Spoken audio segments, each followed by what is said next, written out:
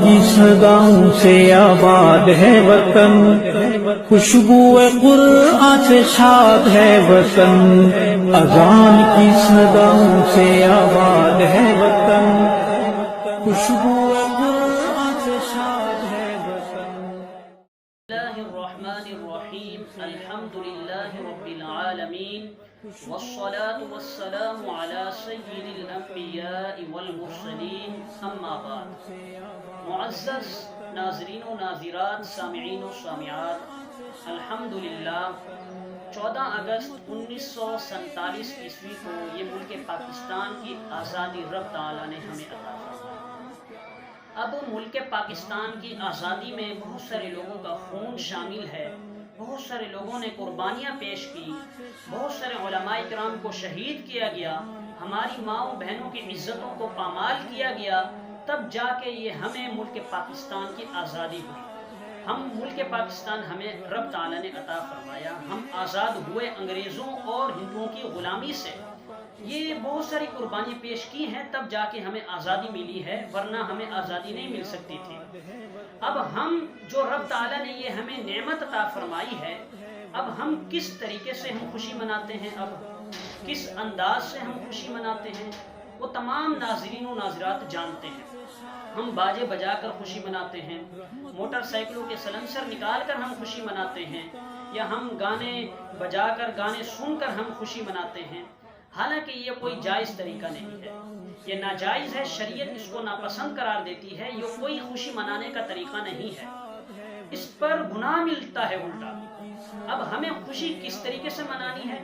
ہم نوافل ادا کریں، ہم قرآن مجید برہان رشید کی تلاوت کریں، کثرت سے تلاوت کریں، حضور علیہ السلام پر کثرت سے درود السلام پڑھیں، اور شکرانے کے نوافل ادا کریں، رب کا شکر ادا کریں، اور جتنے بھی لوگوں نے قربانیاں پیش کی ہیں ملک پاکستان کی آزادی میں، ہم ان کو ثواب پہنچائیں، ان کو ایصال ثواب کریں۔ یہ ہے خوشی منانے کا طریقہ جو ہمیں شریعت بتاتی ہے کہ اس طریقے سے تم نے خوشی منانی ہے۔ اب جہاں تک رہی بات باجے بجانے کی، تو یاد رکھیے گا اس سے مسلمانوں کو اذیت ہوتی ہے، مسلمان تکلیف میں مبتلا ہوتے ہیں۔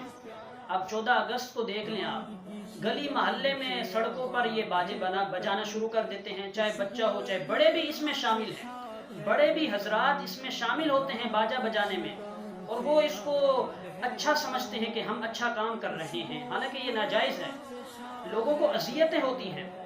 یاد رکھیے گا حدیث شریف میں آتا ہے، وہ مشہور و معروف حدیث ہے، حضور علیہ السلام نے ارشاد فرمایا، دنیا اور آخرت میں 2 آوازیں ملعون ہیں، 2 آوازیں دنیا اور آخرت میں ملعون ہیں۔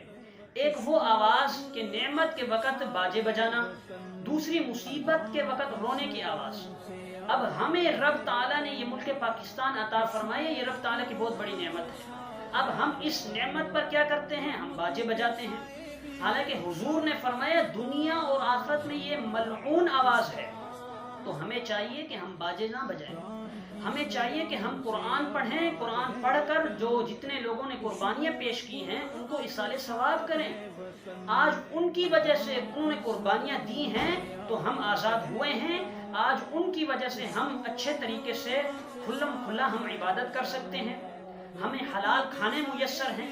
اگر وہ قربانیاں پیش نہ کرتے تو ہمیں حلال کھانے نہیں ملتے، بہت مشکل سے ملتے، اور ہم صحیح طریقے سے عبادت بھی نہیں کر سکتے تھے۔ یہ ان کی وجہ سے رب تعالیٰ کی عطا سے ہمیں ملک پاکستان عطا فرمایا، رب تعالیٰ نے، انہوں نے قربانیاں پیش کی، یہ بہت بڑی نعمت ہے۔ تو ہمیں چاہیے کہ اچھے طریقے سے ہم خوشی منائیں۔ اور جہاں تک رہی بات یہ اسٹیکر بنانے کی، یہ 14 اگست کو عام طور پر بہت سارے لوگوں نے بنایا ہوا ہوتا ہے، گالوں پر بناتے ہیں، چہرے پر اسٹیکر بناتے ہیں، پینٹنگ کرواتے ہیں، رنگ لگاتے ہیں۔ تو یاد رکھیے گا اس حوالے سے علماء کرام کے 2 اقوال ملتے ہیں ہمیں، یہ 2 صورتیں ہیں، ایک ناجائز ہونے کی صورت ہے اور ایک جائز ہونے کی صورت ہے۔ اب ناجائز ہونے کی صورت یہ ہے کہ بندہ پورے چہرے پر کلر کر دے، پورے چہرے پر رنگ مل دے، پورے چہرے پر وہ جھنڈا بنا دے، جس کی وجہ سے وہ بدنما لگے اور کیا خوبصورت نہ لگے، بدصورت لگے، اور کیا کہتے ہیں اس کا چہرہ بگڑ جائے، تو یہ مسلح کے حکم میں آتا ہے، اور شریعت میں مسلح حرام ہے۔ حضور علیہ السلام کی حدیث کے مطابق غسلہ کرانا یہ حرام ہے. یہ رب تعالیٰ کی تخلیق کو اس نے تبدیل کر دیا. پورے چہرے پر یہ رنگ مل دیتے ہیں, پورے چہرے پر جھنڈا بنا دیتے ہیں, تو لہٰذا یہ جائز نہیں ہے. اس سے بندہ بدصورت لگتا ہے. اور رنگ بھی کچھ ایسے آ گئے ہیں کہ جن کی تہ جسم کے اندر گھس جاتے ہیں, جن کی تہ بن جاتی ہے اور وہ اترتے نہیں ہیں, بہت مشکل کچھ دنوں کے بعد اترتے ہیں. لہٰذا اگر کوئی بڑا یہ رنگ لگائے گا, اگر وہ تہ تک پہنچ گیا رنگ, تو اب اس کا وضو نہیں ہوگا.